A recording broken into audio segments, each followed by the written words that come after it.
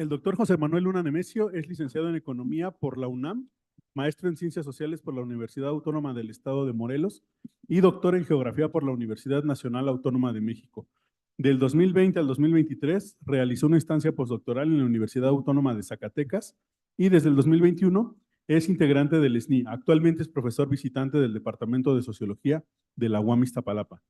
Ha desarrollado 3 líneas de investigación. La primera, la devastación general del ambiente producida por los procesos de hiperurbanización industrial del territorio, los conflictos epidemiológico-ambientales y la concomitante territorialidad de la enfermedad de cara al desarrollo capitalista, perdón.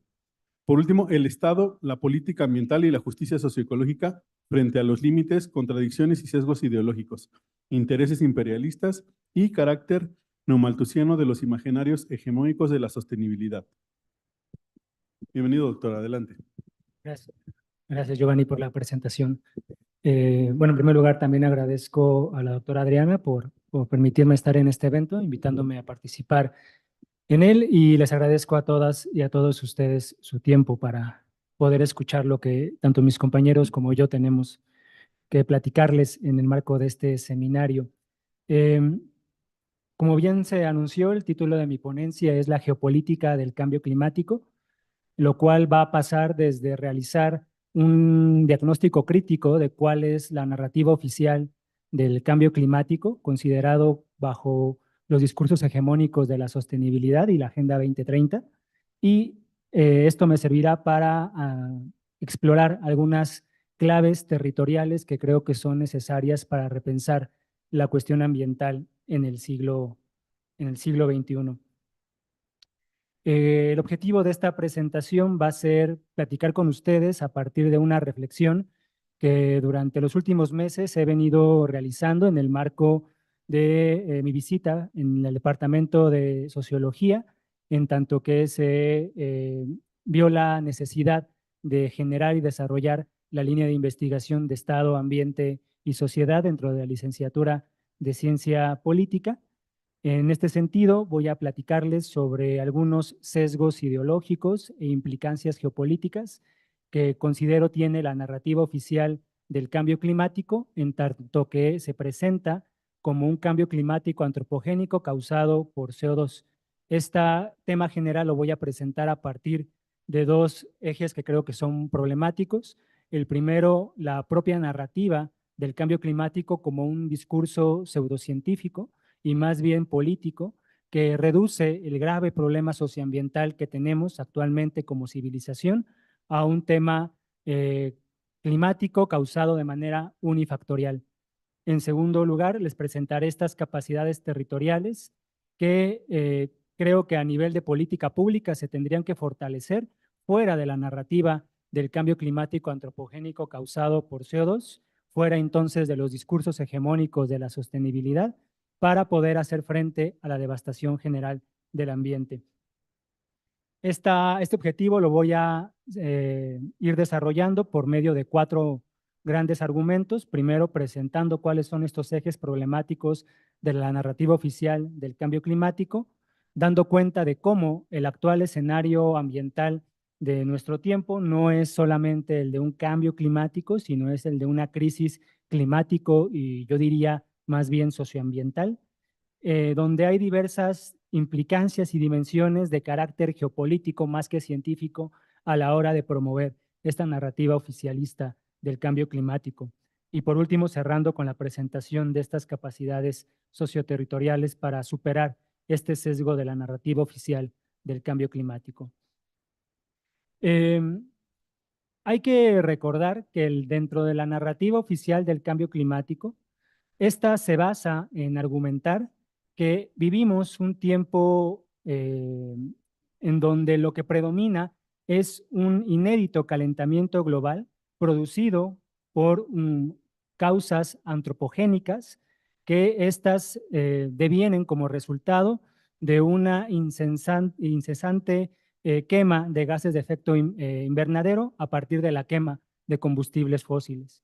Bajo esta perspectiva, donde ya de entrada nos responsabilizan a todos de algo así que se llama cambio climático, pero que lo ven solamente a partir de la quema de combustibles fósiles, pues nos presentan, como bien nos acaban de mencionar en la anterior presentación, un panorama catastrofista, donde no se puede escapar, un panorama donde el único destino que tenemos es el precipicio y el apocalipsis, ¿no? En tanto que la naturaleza, es decir, en este caso el clima y la sociedad, son vistas como un agente pasivo, imposible ya sea de adaptarse en términos de la naturaleza o imposible de modificar las condiciones materiales y naturales de existencia. Es decir, bajo esta narrativa catastrofista del cambio climático, pareciera que ni la naturaleza puede adaptarse, ni mucho menos la humanidad puede ya sea adaptarse o generar mecanismos para sacar adelante el propio desarrollo de la civilización humana y quizá recuperar los propios caminos de desarrollo ambiental del planeta.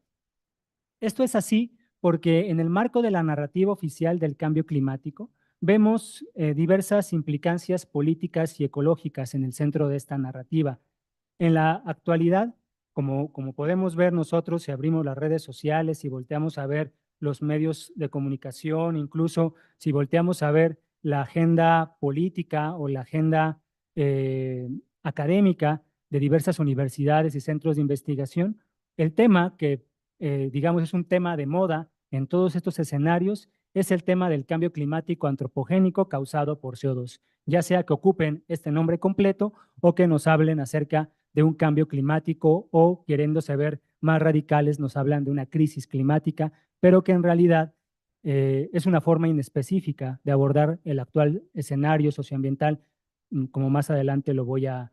presentar. Bajo esta narrativa, el problema climático se nos presenta como el problema ambiental más grave que tenemos actualmente, eh, pero hay que reconocer que esta categoría de cambio climático no es una categoría que surge del escenario académico, no surge de espacios académicos como este, de reflexionar y compartir experiencias o investigaciones, sino surge de los medios masivos de comunicación. Es una narrativa de comunicación del Estado, del Estado norteamericano, de los medios masivos de comunicación sesgados ya por el papel hegemónico que tiene Estados Unidos para dictar el desarrollo del capitalismo global y que por lo tanto, hermanado con todas las ideas del decrecimiento, de los límites del desarrollo, buscan sacar adelante no solamente una perspectiva ecofascista de control de la población para salvaguardar los intereses económicos que hay detrás del control político y geopolítico de recursos naturales estratégicos, sino que también nos presentan diversos escenarios climáticos, diversos escenarios meteorológicos como algo nunca antes visto, no solamente en la historia de la humanidad, sino nunca antes visto en toda la historia del planeta Tierra. Este discurso se fundamenta en distintas bases políticas que podemos decir que se pueden considerar como la base política de la ciencia del cambio climático. Desde que en el 88, fines del 88, se creó el primer concilio económico de científicos formado por distintos climatólogos en todo el mundo para investigar los efectos del cambio climático, lo que se conoce como el IPCC, este panel intergubernamental de expertos sobre el cambio climático, veíamos ya cómo a nivel internacional se empezaba a crear toda una narrativa donde los diversos efectos derivados de los procesos de urbanización y de industrialización del territorio, muchos de ellos presentes en la agenda ecológica de movimientos de izquierda a nivel global durante la década de 60 y 70, era reducido, en el marco de la propia crisis del petróleo a nivel global, era reducido a un tema de cambio climático. En este sentido, el IPCC tenía como tarea presentar las evidencias científicas acerca de qué tan grave era el problema del clima a nivel global. Y digo entre comillas científicas, no porque dude de la capacidad analítica teórica de los investigadores presentes en el IPCC, muchos de ellos con un claro compromiso por temas ambientales o socioambientales, sino porque para llegar a los 2.500 miembros que conformaron el IPCC, se tuvo que agrupar a diversos representantes de gobiernos y otros actores no científicos que participaran en las negociaciones y en los diagnósticos en las mesas del IPCC. Es decir, tenemos un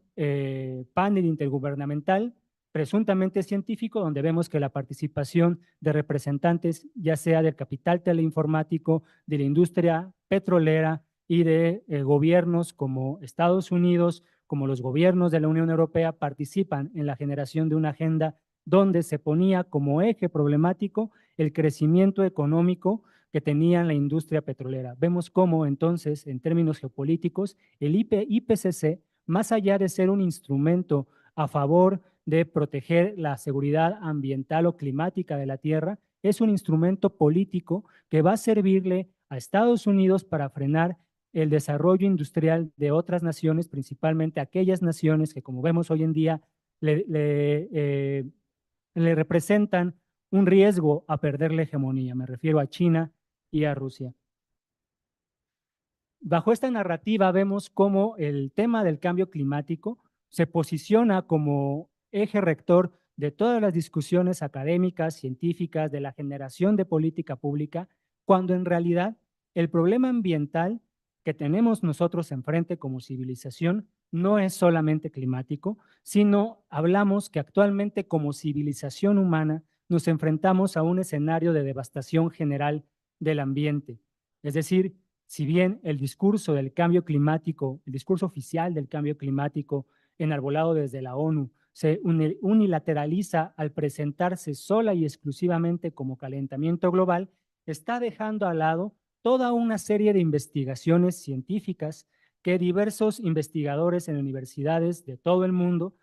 llevan a cabo para decir que si bien hay territorios, hay geografías en los cuales la temperatura media de la Tierra tiende a elevarse, hay otras latitudes donde la temperatura no presenta un sobrecalentamiento, sino se caracteriza por generar escenarios de sobreenfriamiento, es decir,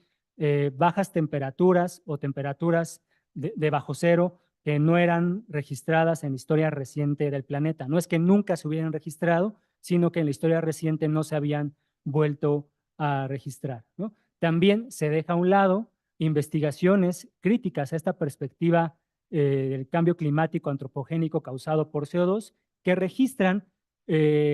temperaturas superiores a las actuales, por ejemplo, en la Alta Edad Media, donde la temperatura promedio de países de Europa llegaba a los 42, 45 grados y que sirvió como condición para todo el desarrollo agrícola de la región, principalmente en el cultivo de viñedos. Entonces vemos cómo, más allá de decir si hay cambio climático o no, si vemos que hay discursos negacionistas o discursos a favor del cambio climático, a mi modo de ver, creo que existe una gran incertidumbre en tanto que actualmente hay grandes debates científicos, no políticos ni ideológicos, sino debates científicos en torno a la cuestión climática. Hay nuevos eventos meteorológicos atípicos, hay elevación de la temperatura, pero también hay disminución drástica de la temperatura. Ante este escenario tan complejo y tan incierto, a mi modo de ver, en términos de hacer política pública en torno a un problema, creo que lo más conveniente es dejar que los científicos sigan debatiendo para ver hacia dónde va la propia historia climatológica del planeta y que reconozcamos los verdaderos escenarios de devastación ambiental que ocurren actualmente. Entonces, yo más allá de hablar de un cambio climático antropogénico causado por CO2, yo diría que no hay cambio, sino hablamos de una crisis, no es un cambio, ¿no?, que amanece de manera armoniosa o de manera lineal o de manera consecutiva a la propia historia climática del planeta, sino es una crisis, es decir, el propio metabolismo climático del planeta está siendo puesto en crisis, pero no solo es una cuestión climática, es una cuestión socioambiental, es una cuestión donde el agua, el aire, el suelo, la biodiversidad en su conjunto están siendo puesta en crisis. En tercer lugar, no es antropogénico, no somos los seres humanos quienes hemos destruido las determinaciones biofísicas y climatológicas del planeta Tierra, sino han sido diversas formas concretas, diversas formas históricas concretas de desarrollo capitalista, de construcción de territorios, de construcción de territorialidades, quienes pueden ser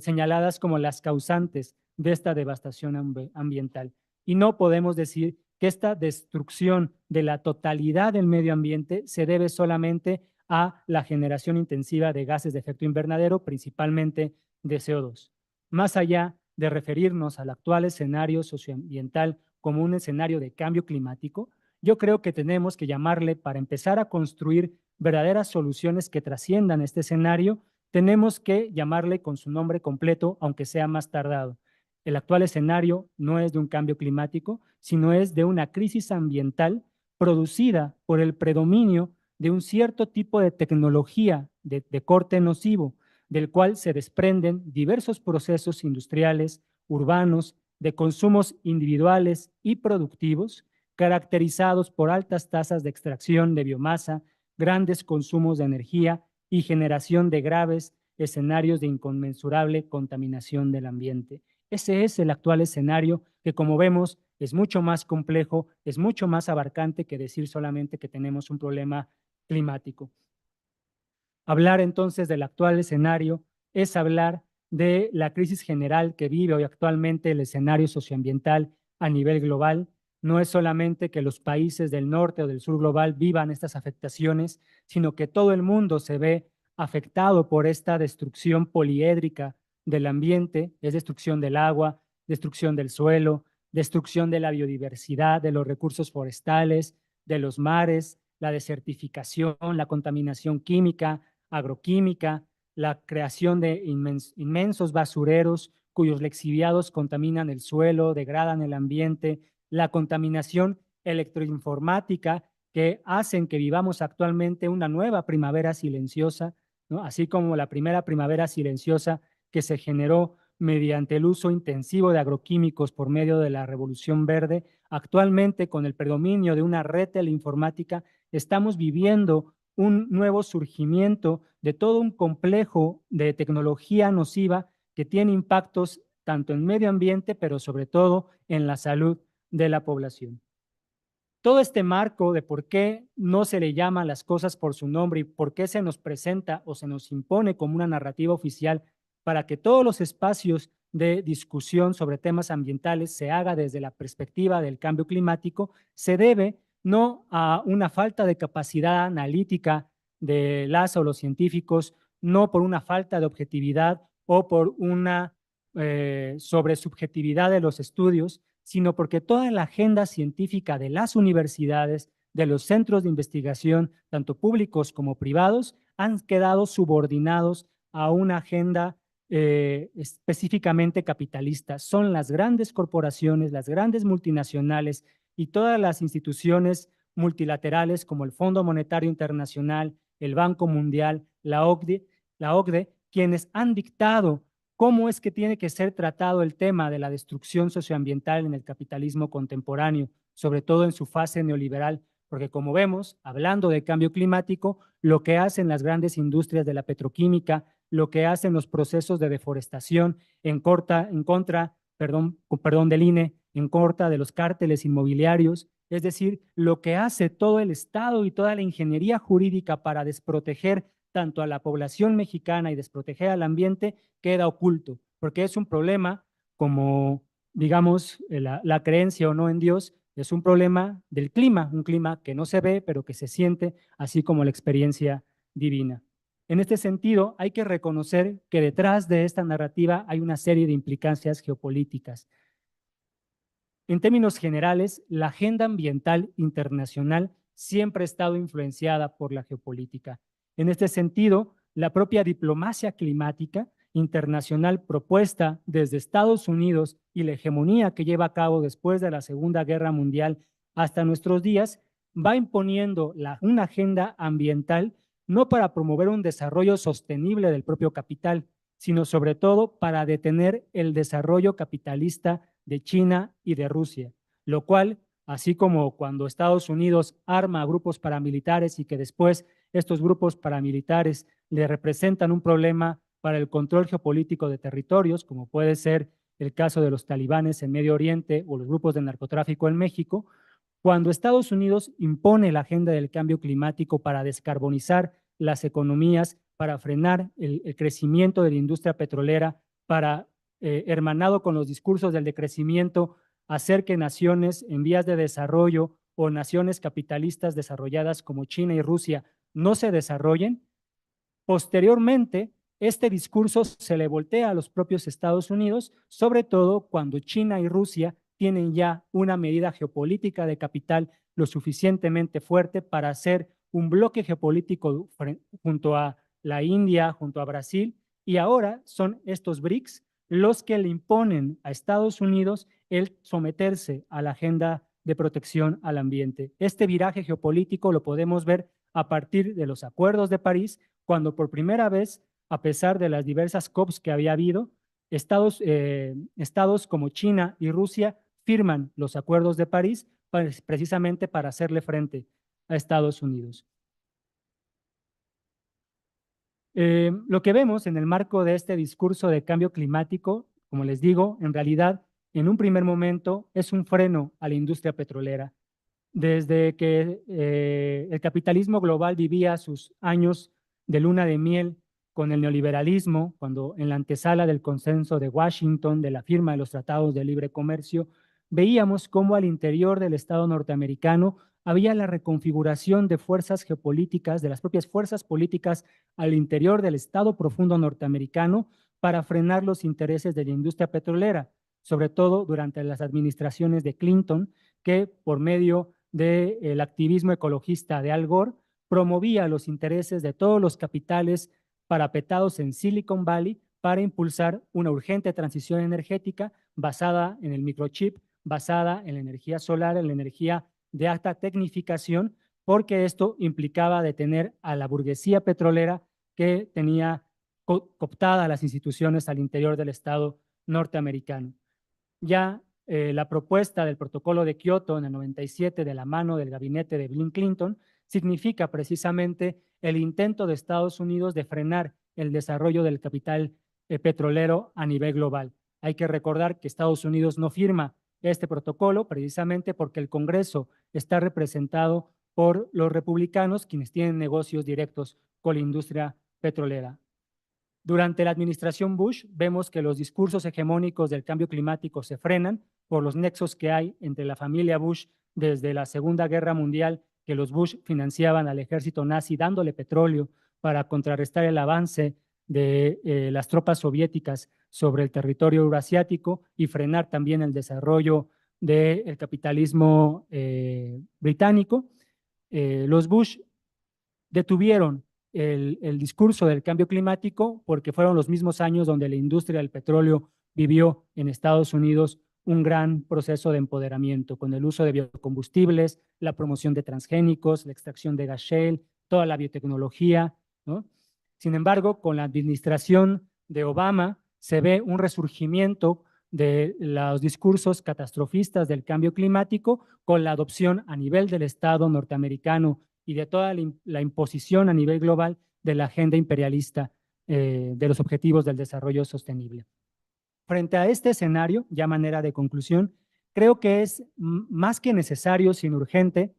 que los espacios académicos se vayan distanciando cada vez más de esta incierta y, como vemos, políticamente manipulable escenario que implica la narrativa oficial del cambio climático. En este sentido, creo que lo que se necesita en términos por lo menos de política pública es desarrollar las capacidades territoriales que se debe de basar sí y solo sí en la reconstitución de la soberanía nacional de los estados nacionales, la soberanía territorial de los estados nacionales. Esto pasa por recuperar la soberanía económica, por recuperar la soberanía de recursos naturales estratégicos, por recuperar la soberanía ambiental, por recuperar la soberanía en la formulación de políticas públicas. Se requiere una planificación y un diseño urbano a largo plazo para la soberanía y seguridad ambiental, sanitaria y social, donde la tecnociencia, donde la academia es un actor imprescindible para incidir en el metabolismo de la sociedad y de la naturaleza, lo cual pasa por la necesidad de generar una ciencia crítica, digna, ética y socioambientalmente responsable que sirva para recuperar, empoderar y sacar adelante los saberes ancestrales de las comunidades indígenas, campesinas, urbanas y rurales. Esto como una estrategia de generar política pública multiescalar que se logre articular de manera conjunta entre las acciones que el Estado haga desde esta perspectiva de soberanía nacional con diversos espacios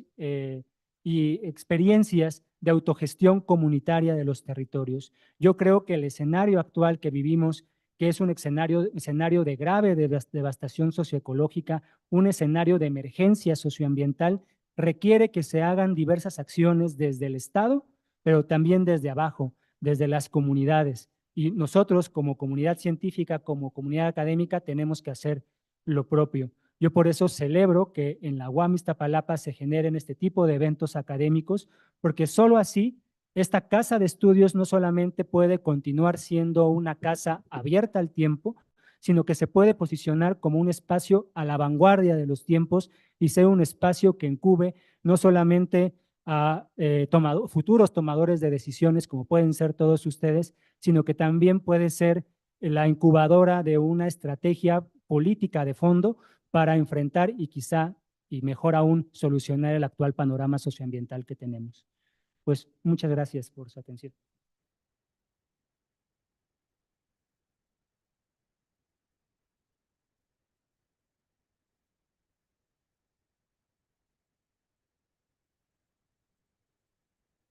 Muchas gracias, José Manuel. Gracias igual también a todos por su tiempo. Y bueno, pasamos a una ronda de preguntas. Igual si alguien tiene alguna pregunta para los ponentes, le podemos pasar el micrófono.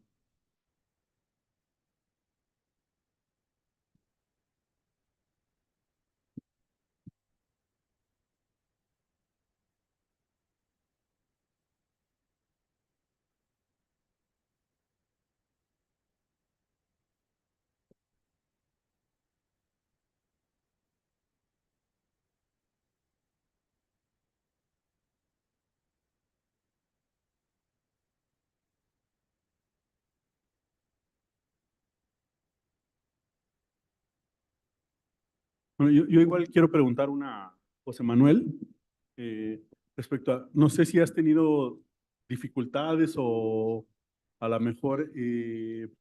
cuando tú mencionas de pronto, ¿no? No es cambio climático, que es a lo que estamos más acostumbrados, y digo, lo sustentas muy bien. ¿Qué tan complicado te ha sido a veces exponerlo de esa manera? Digo, porque sí hay muchas veces esta visión, ¿no? A lo mejor es climático, incluso estamos tan ya acostumbrados, ¿no? Como un chip que justo lo que lo explicas, se ha ido metiendo y realmente es una crisis que va más allá de lo climático, es ambiental, es social.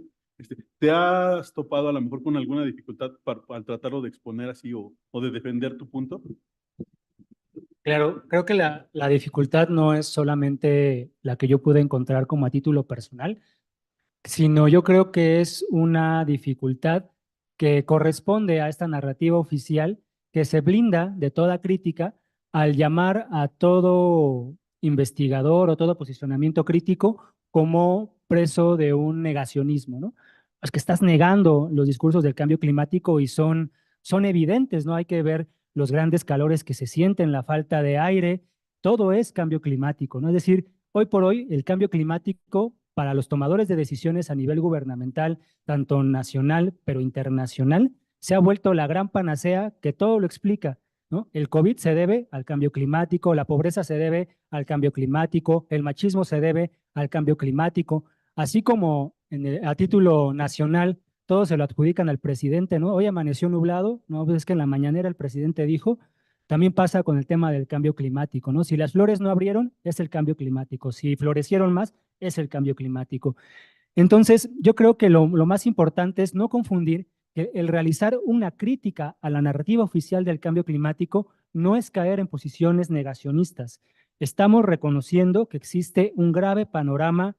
climático, pero no es de cambio, es de una crisis climática y no es climática solamente, sino es climático ambiental, ¿no? Y que los causantes de esta crisis no es el ántropos, no es el ser humano en general,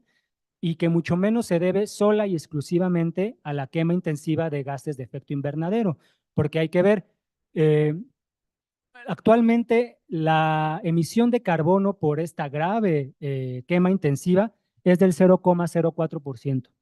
lo cual está muy por debajo del nivel que se requiere para crear implicaciones a nivel de la salud y de la conservación de la biodiversidad. Es decir, para que el CO2 pueda producir un dislocamiento metabólico en términos de la sociedad y de la naturaleza, de la salud humana y de la conservación ecosistémica, tendría que haber una concentración de CO2 por encima del 4.0%. Actualmente es del 0,4%, ¿no? Entonces habría que ver a quién le beneficia que se satanice tanto la quema intensiva de gases de efecto invernadero, porque no es una crítica a la industria petrolera en general, porque estos discursos hegemónicos no nos dicen nada del uso que hace la petroquímica para la generación de materiales a partir del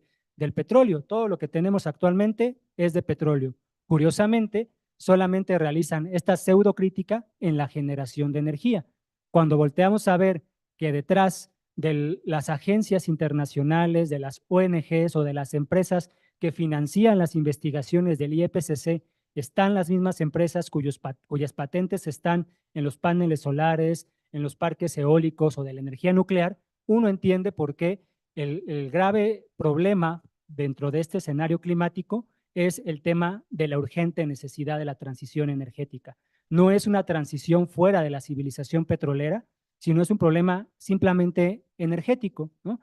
También me parece curioso que nos presenten un escenario catastrofista donde las horas del planeta están contados si no impulsamos la transición energética, pero al mismo tiempo es un problema tan grave que se puede gestionar, ¿no? Que se puede gestionar mediante espacios de gobernanza, que se puede gestionar mediante la adopción de la agenda globalista de los ODS. Es decir, hay implicancias geopolíticas muy fuertes, ¿no? Entonces yo creo que el principal reto a enfrentar es explicarlo con los tiempos, con la medida, para que no se confunda que cuando realizamos una crítica a la narrativa oficial del cambio climático, estamos diciendo que no hay cambio climático, que no hay crisis ambiental o que no hay crisis ecológica, ¿no? No es esa posición negacionista, sino es precisamente que se tiene que dar cuenta de la gravedad del problema para que todas las acciones que hagamos, todas las propuestas de política pública que se hagan, sean de fondo y no quede solamente en un gatopardismo ecológico, en un greenwashing o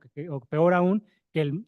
la solución termine siendo peor que el problema que se enfrenta, como puede ser promover a la energía nuclear como una fuente sostenible de producción de energía. Gracias.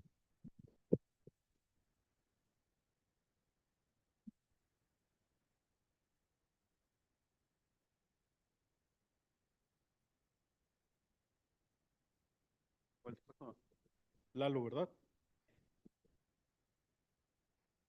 Bueno, así se oye.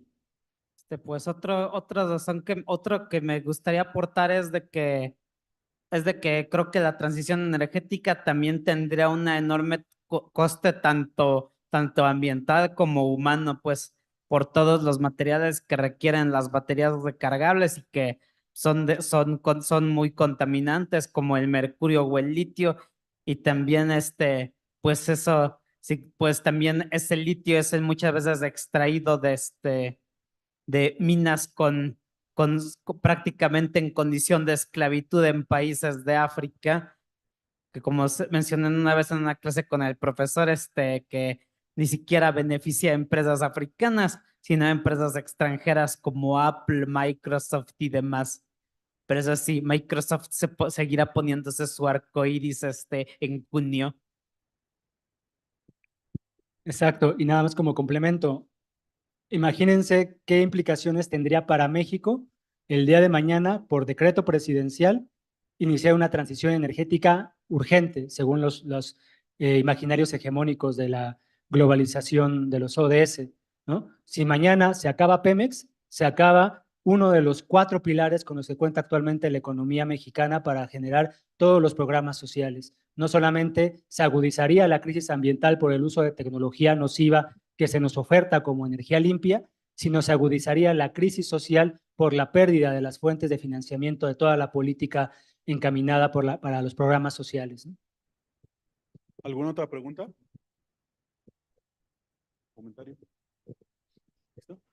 Bueno, entonces con eso daríamos por terminada la mesa. Y bueno, muchas gracias, José Manuel. Muy buena tu participación.